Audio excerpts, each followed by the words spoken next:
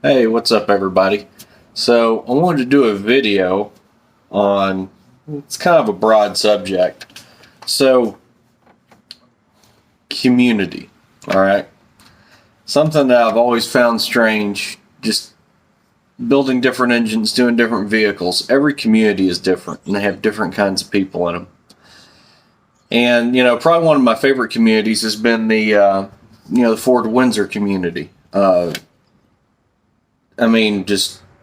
I guess it's because it's just such a common engine, and there's just people that do all sorts of different things from them. If you go to build a Windsor, you can find a group that fits you. Anything from naturally aspirated, forced induction, nitrous, fuel injection, carburetor, whatever. Lots of people doing them. But I've noticed some of these obscure engines, like the Ford, well, not that the Ford 300 is obscure, but what bothers me is the community talks about how great the engine is and it's this and it's that, and then the moment a young guy comes along and he's going to build one, it's everything you do is wrong.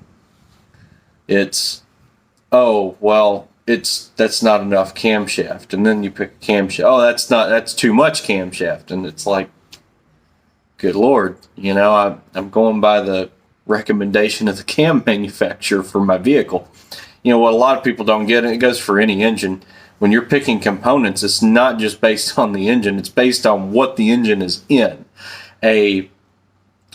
For example, since everybody does small block Chevrolets, a 350 Chevrolet, the intake, carburetor, and camshaft package you'd pick for a small block Chevrolet with a factory truck head on it, 78cc combustion chamber or whatever, is going to be totally different if that engine is in a 2,700 pound Nova or a 5,000 pound Suburban. Totally different. Typically, the heavier a vehicle gets, the milder you go on cam and the smaller you go on carburetor. That's common sense. Unless you just have the thing geared out the ass, but I'm talking, street gear, factory torque converter, stuff like that. So, I bought a Core 300 to build for my 8080 150, putting a 4-barrel on it. I got an Offenhauser dual port intake because it was cheap. Everybody's like, well, you should have got the Clifford intake, or you should have got the Offenhauser C-type intake, which is a single plane. It's an open plenum. And the RPM range on it's 2,500 to 7,500. And I'm like, I've never even seen a 300 turn 7,500 RPM. That must be for a 240. I think the highest I've ever seen a 300 turns like 5,000 RPM. And that's like, if you're turning $5,000 with a Ford 300, you've really got a hot ass engine. So I got the dual port because by design it makes sense. It's for a heavy vehicle and a small-ish carburetor.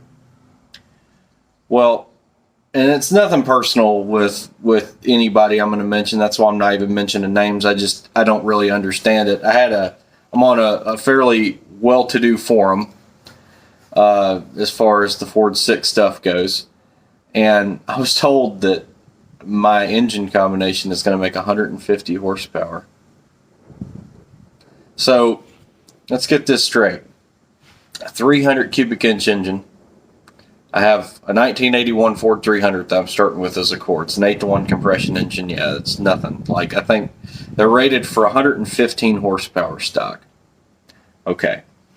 115 horsepower was with a sub 200 CFM 1-barrel, a log intake manifold, a log exhaust manifold with less than a 2-inch outlet on it, a camshaft that has less than 196 degrees of duration, and I believe the lift is actually less than 380 lift.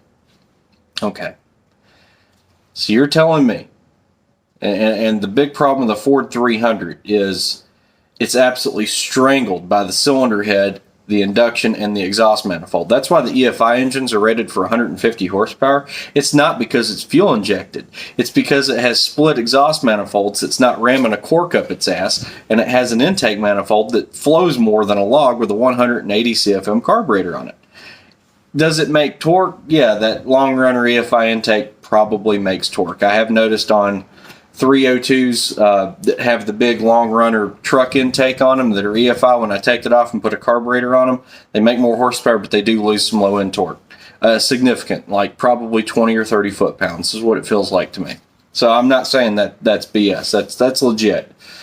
But that being said, there is no way you can take a 115 horsepower engine that has a 3.980 inch stroke and a 4-inch bore, even with only 8-to-1 compression.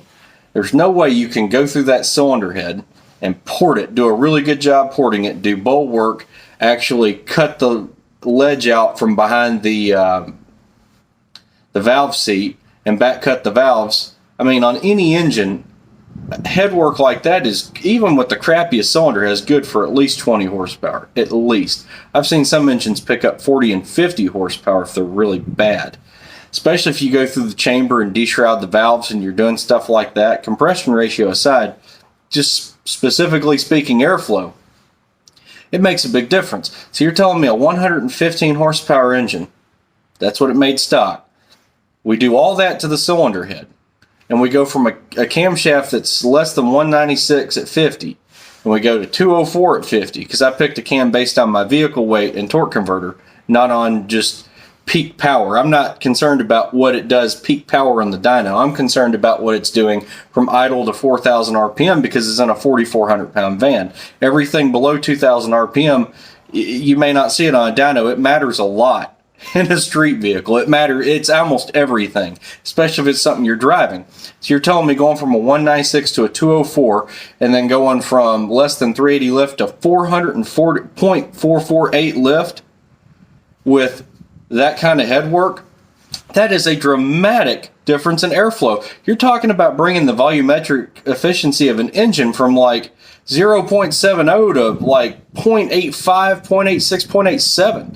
That's huge. And then you take the log intake manifold off of it, and while it may be dated, not the best, but you put the Offenhauser dual port in it that's double the plenum volume of a factory intake, and then you put 500 or 600 CFM of carburetor on it. You know, ideally you'd put like a 450 or a 390 Holley on it, but even if you just had a 500 or 600 CFM 4-barrel laying around, you do that, and then you do split EFI manifolds that have 2-inch outlets apiece, 3 cylinders into 2-inch rather than 6 cylinders into less than 2-inch, and you have a good flowing exhaust system behind it. You're telling me that that's only good for 35 horsepower? What planet are you living on? That doesn't even make any sense. Even with the shitty cylinder head and the outdated bad technology, everything. I mean, good Lord. If you do all that and that engine doesn't make at least 200 horsepower and 300 foot-pounds of torque, then why are we even building that engine? You ought to get it balanced on the edge of the dumpster and let it fall over in it. I'm not discouraged by this. I am willing to bet the 300 I build will be well over 200 horsepower. I'm not saying it's going to make 300, but there's no way.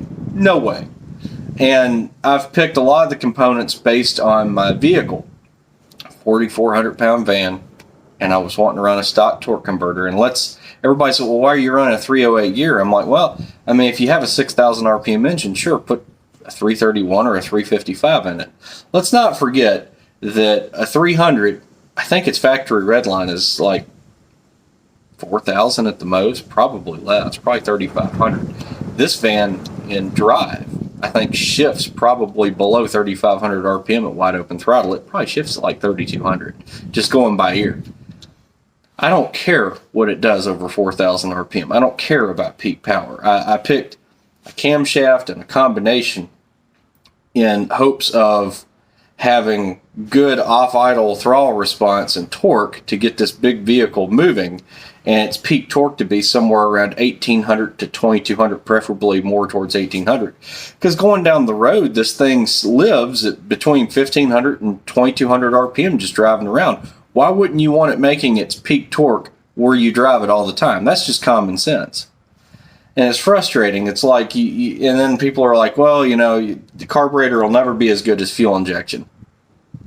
Maybe modern fuel injection. I'm sorry, I don't care what $1,500 ECU plug into this bullshit. It will speed density batch fire EFI was not even that great for 1986. It really wasn't. It's a very crude way to have multi-point fuel injection. Oh God, it frustrates me to no end. A lot of these people that own some of these vehicles, they claim to be enthusiasts, but the moment you start straying away from stock or what the factory engineered, they like get their panties all in a wad over it. And it's like, dude, they're not like worth anything. What's the big deal with trying to improve it? I did a 0 to 60 run on this thing this morning, and I swear I would post it on short, because I posted one, it was kind of dark, and I probably wasn't paying attention to the speedometer. But I did a 0 to 60 run this morning. I can't post it as a short because shorts are 15 seconds, and I'll leave it at that. It was over 15 seconds. If I can't build the engine the way that I plan to build it, and this thing cut at 0 to 60 time under 10 seconds, I'm going to be highly shocked, and I will put my foot in my mouth. So I guess I'm going to put my money where my mouth is, and we'll just see what happens. I don't know if people say shit like this to discourage people or what, because like all the help I've gotten on the internet, the internet's like the worst place in the world. All the help I've got just makes you want to go buy a Ford Racing 347 crate engine. It's like, and the way they talk, it's like, why are you even building this shit? Like, why don't, if that's really how it is, why didn't you throw it in a dumpster and put a 390 in it, or a 460, or a 351 Cleveland, or shit, a 289 at that point, if that's all the power it's making? And all this shit about 300s making more torque than a V8. No, it doesn't. 302s every year made more peak torque. They just didn't make it at the same low RPM as a 300. But if you have a 302 geared accordingly, your rear end ratio and everything, it'll pull just as good as a 300. I'm just building a 300 because I think it's neat, because it's just something you don't see anymore. When I was a kid, I remembered seeing stock Eliminator cars with, 6 bangers in them, 67 Camaros with a built 250 in it and a Rochester 2 jet on top of it. I always thought it was cool, so I wanted one for my own. And it's almost like no one wants you to be in that club anymore because, your shit's only going to make 150 horsepower. So, ran over, TED Talk over. Y'all have a good weekend.